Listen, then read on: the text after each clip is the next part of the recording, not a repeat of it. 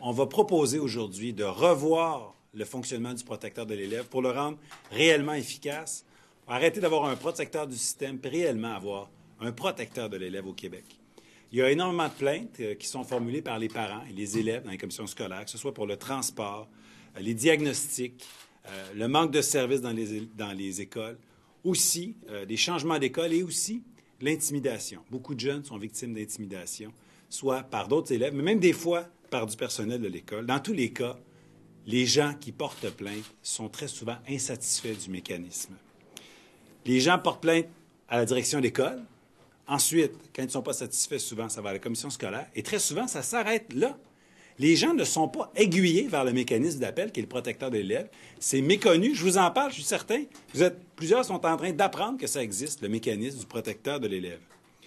Et ils sont insatisfaits quand ils y ont accès parce que c'est un système qui est mal organisé.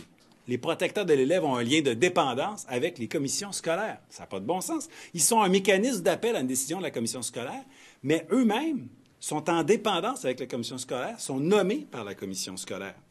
Il y a énormément de disparités régionales parce qu'il y a beaucoup de protecteurs de l'élève. Chaque commission scolaire a son protecteur de l'élève qui prennent des décisions très différentes d'une commission scolaire à l'autre pour des situations qui sont semblables. Il y a aussi des disparités dans le temps parce qu'il n'y a pas de jurisprudence. Donc, dans une même commission scolaire, une plainte pour un dossier pourrait être accueillie dans 2 ans, dans 1 an, supposons sur un jeune qui a un trouble du spectre de l'autisme. 2 ans plus tard, la même plainte pourrait être rejetée. Et finalement, quand le protecteur de l'élève prend acte de quelque chose, qui se rend compte qu'il y a vraiment une injustice, qui appuie les parents, son seul pouvoir, c'est de faire une recommandation au Conseil des commissaires, puis le Conseil des commissaires peut balayer le rapport du revers de la main et ne pas tenir compte du protecteur de l'élève. On le voit bien, ça ne marche pas. Ce qu'on propose, c'est de briser le lien de dépendance entre les protecteurs de l'élève et les commissions scolaires. On veut un protecteur de l'élève totalement indépendant. Pour ça, il faut qu'il y ait un bureau national, un seul protecteur de l'élève, avec des dizaines de gens partout au Québec, disponibles pour accueillir les plaintes des parents, même pour se rendre jusque dans les maisons pour écouter ce qu'ont à dire les parents et les élèves, mais tout le monde relevant d'un protecteur de l'élève national, ce qui va assurer une grande indépendance des commissions scolaires, ce qui va assurer aussi une jurisprudence, une cohérence sur tout le territoire du Québec. Et si une commission scolaire ne tenait pas compte des recommandations du protecteur de l'élève, on veut que la commission scolaire rende des comptes, qu'elle justifie son refus directement au ministère de l'Éducation, ce qui n'est absolument pas le cas en ce moment. Il faut arrêter de défendre le système, il faut arrêter de défendre les mauvaises décisions, puis il faut défendre les élèves. C'est pour ça qu'on veut un vrai protecteur de l'élève. Les cas sont très, très graves. Je pense particulièrement aux cas d'intimidation. On en entend parler beaucoup et les protecteurs d'élèves sont très souvent impuissants dans ces cas-là. On va avoir d'ailleurs un témoignage de M. Peterson dans quelques minutes, mais je vais d'abord laisser la parole à Mme Lise Lavallée, députée de Repentigny, critique en matière de famille et de lutte à l'intimidation. Bonjour tout le monde. Comme mon collègue vient de le mentionner, nous sommes ici ce matin pour vous parler d'un sujet qui nous tient tous à cœur, la protection des élèves et la lutte à l'intimidation. Récemment, j'ai fait une rencontre qui m'a beaucoup touchée. M. Peterson a perdu sa fille suite à ce qui semble être un cas d'intimidation ayant perduré plusieurs mois. Lors de notre rencontre, M. Peterson a clairement manifesté sa volonté de donner un sens à ce qui n'en avait pas. Effectivement, perdre un enfant, c'est perdre une partie importante de sa vie, que ce soit suite à une maladie, un accident ou un suicide. C'est intolérable et inacceptable. En parlant avec mon collègue, nous en sommes venus à la conclusion que le protecteur de l'élève devait être envisagé pour intervenir dans les cas d'intimidation, mais un protecteur de l'élève en dehors de la structure scolaire. Le gouvernement a organisé en 2014 un forum sur l'intimidation auquel j'ai participé, initiative que je salue. Mais sur la question précise du protecteur de l'élève, je crois que le gouvernement doit et peut faire plus.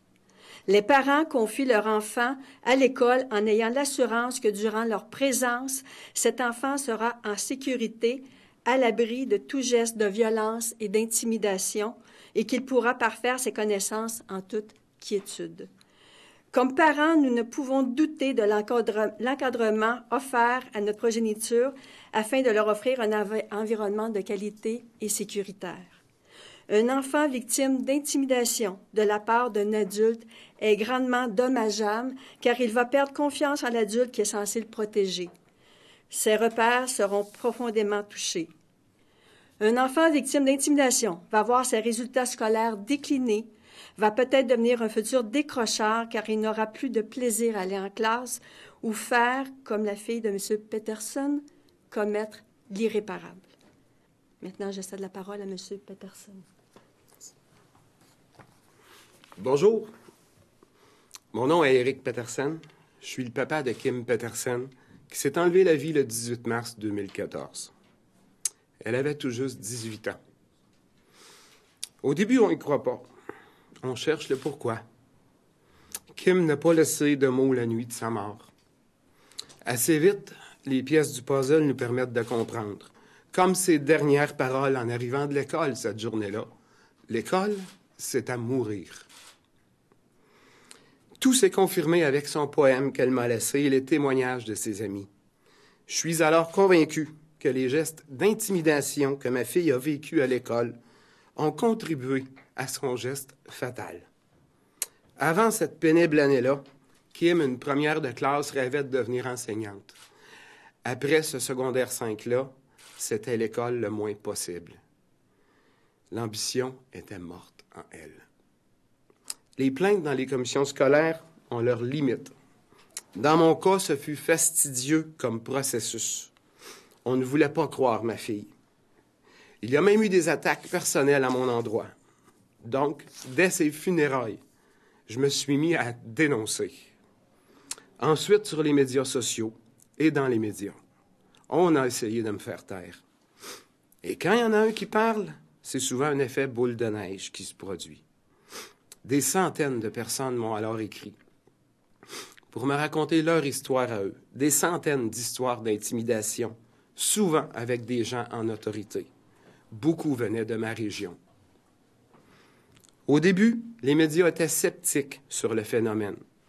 Mais avec les nombreux cas qui sont sortis depuis, ce constat troublant est maintenant reconnu. Je me suis demandé un matin de mai 2014, 2 mois après la mort de Kim, qu'est-ce que moi je peux faire pour changer les choses? Bouleversé par tous les témoignages que je recevais.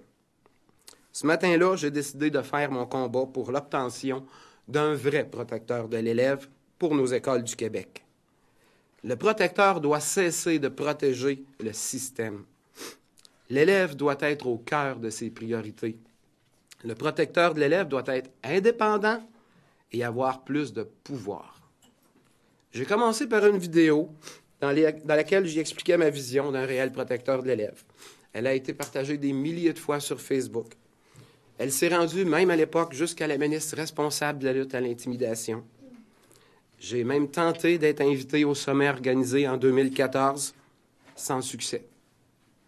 En novembre 2015, je suis revenu à la charge, cette fois avec une pétition présentée à l'Assemblée nationale demandant un réel protecteur de l'élève.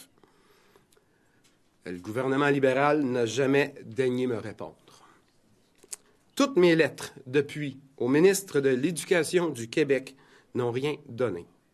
Le premier ministre, à qui j'ai écrit, me réfère à son ministre qui, lui, ne me répond pas. Nos malades ont un protecteur du malade joignable en première instance. Les étudiants universitaires ont un ombudsman. Nos jeunes sont ce que nous avons de plus précieux. Ils sont notre avenir. Kim était ce que j'avais de plus précieux. Pourtant, le gouvernement libéral semble se foutre que les élèves de nos écoles primaires et secondaires n'aient pas de véritable protecteur.